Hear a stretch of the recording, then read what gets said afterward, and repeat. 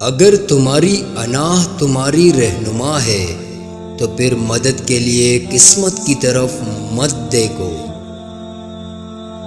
خاموشی اللہ کی زبان ہے اور اس کے علاوہ سب ایک کمزور ترجمے کی حیثیت رکھتا ہے۔ ڈر کی سوچ اور کشمکش سے باہر نکلو اور خاموشی میں زندہ رہو۔ جب دروازہ کھلا ہو تو تم اس طرح قید خانے میں کیوں پڑے ہو؟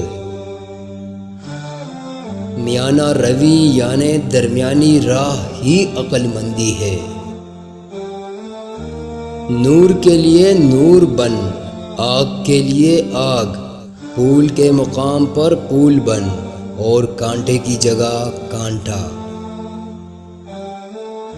علم حق صوفی کے علم میں پنہا ہوتا ہے، یہ بات عام لوگوں کے سمجھنے کی نہیں ہے۔ جب تو عمل میں کوئی معمول ترک کر دیتا ہے، رنج و غصے سے تجھ پر قبض طاری ہو جاتا ہے۔ اگر آپ کو ہر مادی چیز کی قیمت معلوم ہے مگر اپنی قدر معلوم نہیں تو اس سے بڑی بیوقوفی کیا ہوگی؟ برائی سے بچنے کا سب سے طاقتور طریقہ یہ ہے کہ اچھے دوستوں کے ساتھ بیٹھا جائے جنہوں نے اپنا رخ خدا کی طرف موڑ لیا۔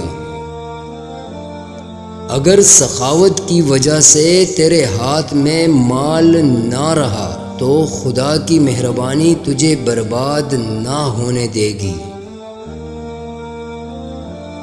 سب سے مخلص نیک بندے وہ ہے جو دعا میں آہ زاری کرتے ہیں۔